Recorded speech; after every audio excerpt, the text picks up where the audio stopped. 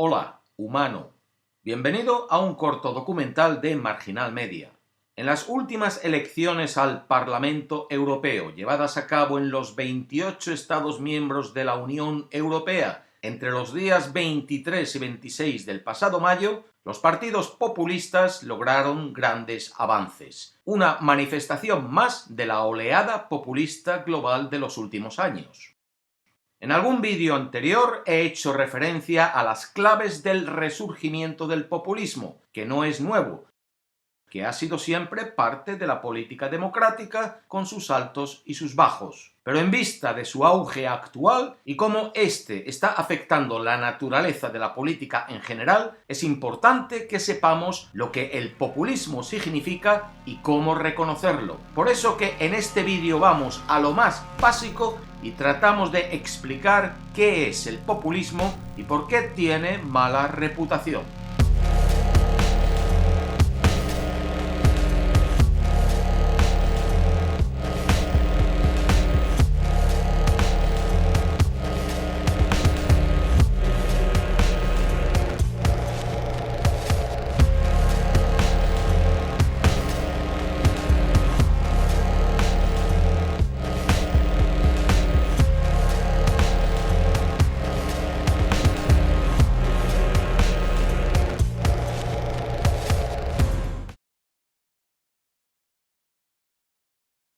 Tratamos, digo, que explicar en qué consiste no es fácil. Incluso entre los académicos, el populismo ha sido difícil de definir. Esto es en parte porque se ha manifestado de diferentes maneras durante épocas diferentes. Si bien actualmente sus casos más conocidos son los partidos de derecha, también hay líderes y movimientos populistas que pueden ser de izquierda. Existe un debate académico sobre cómo categorizar el concepto de populismo. ¿Es una ideología, un estilo, un discurso o una estrategia? A lo largo de estos debates, los investigadores tienden a estar de acuerdo en que el populismo tiene dos principios centrales. En primer lugar, pretende hablar en nombre de gente o personas comunes. Y en segundo lugar, estas personas comunes se oponen a una élite establecida que les impide cumplir con sus preferencias políticas. Estos dos principios centrales se combinan de diferentes maneras con diferentes partidos, líderes y movimientos populistas. Por ejemplo, las concepciones populistas de izquierda, de la gente y la élite generalmente se unen en torno a los agravios socioeconómicos, mientras que las concepciones populistas de la derecha, de gente y élite, tienden a centrarse en cuestiones socioculturales, como la inmigración. La ambigüedad de los términos la gente y la élite significa que los conceptos de comunidad y antielitismo pueden usarse para fines muy diferentes. ¿Por qué la mala reputación del populismo? ¿Cómo puede ser algo malo dirigirse y atraer a la gente común? El populismo recibe un mal nombre por un par de razones. Primero, debido a que muchos de los casos más prominentes de populismo han aparecido recientemente en la derecha radical, a menudo se ha relacionado con el autoritarismo y las ideas contra la inmigración. Pero estas características tienen más que ver con la ideología de la derecha radical que con el populismo en sí. Segundo, los populistas son disruptivos. Se posicionan como separatistas del orden existente y dispuestos a obstaculizarlo. Con frecuencia abogan por un cambio en el status quo y pueden defender la necesidad de un cambio estructural urgente, ya sea económico o cultural. A menudo hacen esto promoviendo un sentido de crisis, ya sea cierto o no, y presentándose a sí mismos como teniendo la solución a la crisis. El Brussel no. El Brussel no.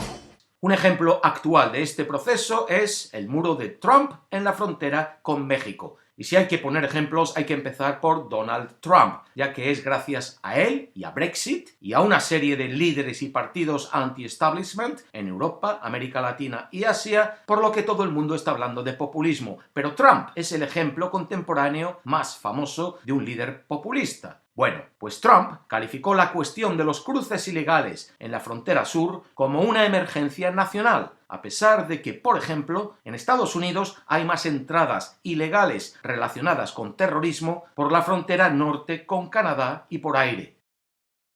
El hecho de que los populistas a menudo quieran transformar el status quo, aparentemente en nombre de la gente, significa que pueden aparecer como amenazas a las normas democráticas y las costumbres sociales que muchas personas valoran. Por eso tienen mala reputación. Por eso, y porque la construcción misma de su concepto de gente excluye a partes de la sociedad que no encajan en su grupo.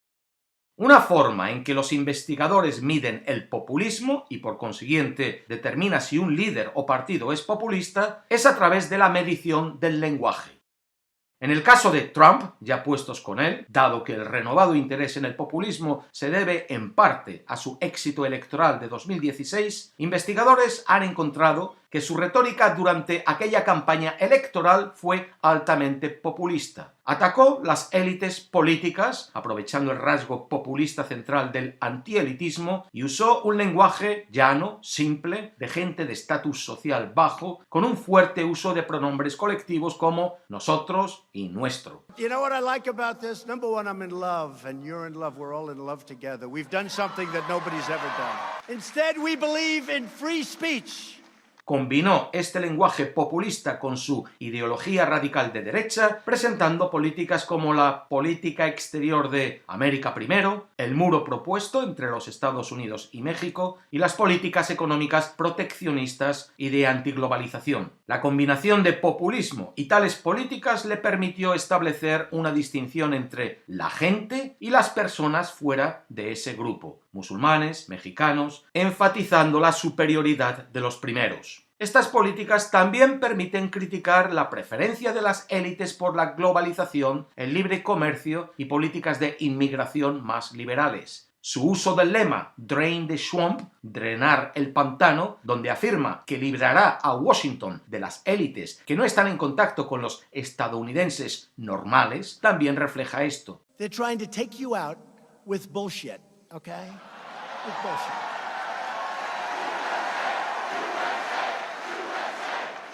Junto con Trump, Brexit ha venido a ejemplificar el populismo contemporáneo, debido a su antielitismo centrado en la Unión Europea y la naturaleza misma del referéndum que actúa como una expresión de la voluntad popular.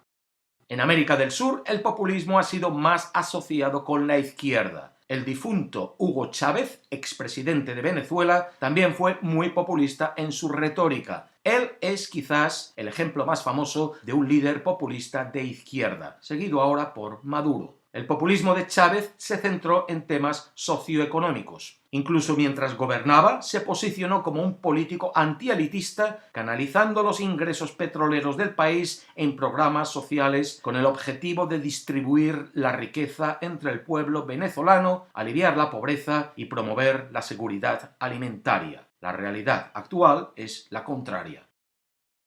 El actual presidente mexicano, Andrés Manuel López Obrador, y el presidente boliviano, Evo Morales, también son considerados líderes populistas de izquierda. Pero el populismo de izquierda no se limita a Sudamérica. En Europa, ejemplos contemporáneos de los partidos populistas de izquierda incluyen el español Podemos y el griego Syriza. Partidos que han tenido éxito después de la última gran recesión, cuestionando la legitimidad del capitalismo no regulado y abogando por cambios económicos estructurales para aliviar las consecuencias de la recesión en el pueblo. Οι αγρότισσες και οι αγρότες έχουν ήδη πάρει την απόφαση να γυρίσουν σελίδα σε αυτόν τον τόπο. El populismo no va a desaparecer, seguirá con nosotros. En ocasiones notaremos más su presencia, en ocasiones menos. Lo importante es saber cómo reconocerlo y entender cómo su presencia puede moldear nuestras democracias, para bien o para mal. Hasta la próxima. La paz.